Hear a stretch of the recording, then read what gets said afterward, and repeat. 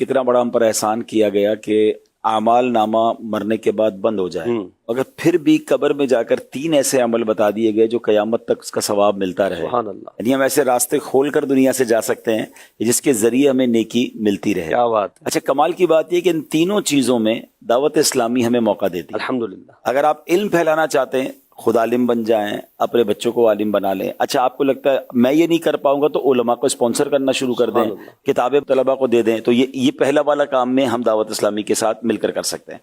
दूसरा काम जो है सदका जारिया, सुभान अल्लाह, मस्जिदें बन रही हैं, कुएं खुद रहे हैं, यतीम खाने बन रहे हैं, दरख्त लग रहे हैं। तो बहुत सारे जो हदीसों में सदका जारिया वाले काम बयान हुए, हम किसी भी एक काम में अपने दावत इस्लामी के साथ ही बन जाएं।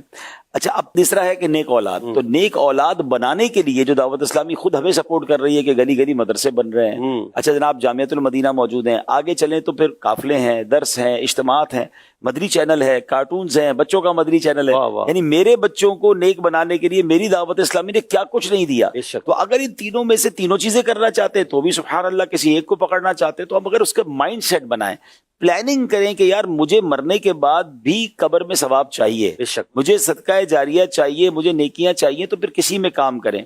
अच्छा, अब सवाल एक और लॉजिकली बात कर दूं, तीनों में से सबसे आसान क्या है? भाई 3 काम है ना, और तीनों में से नेकियां मिलेंगी।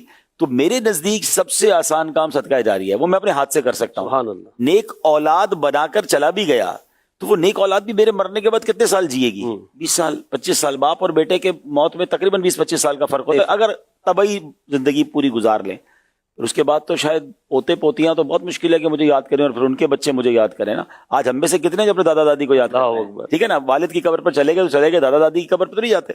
तो फिर कब्र में तो हो सकता है सैकड़ों साल रहना पड़े। अल्लाह, तो फिर कोई ऐसा काम अपने हाथ से क्यों ना कर लें? नेक औलाद जरूर बनानी है, इल्म दीन जरूर फैलाना है, मगर सदका जारिया आप आज से शुरू कर सकते हैं। तो अपनी अपनी हैसियत के मुताबिक, ऐसा नहीं कि जरा पूरी मस्जिद बनाएंगे तो ही क़यामत तक सवाब मिलेगा। आप किसी मस्जिद में तामीर हो रही है, हिस्सा मिला लें, सही, आप अपने हाथ से एक दरख्त लगा दें, ठीक है ना। तो कोई सदका जारिया वाला काम हमें जरूर करना चाहिए। अल्लाह पाक हमें ऐसे अमाल नसीब फरमाए कि हमें मरने के बाद क़यामत तक कब्र में सवाब दे। तो माशाअल्लाह।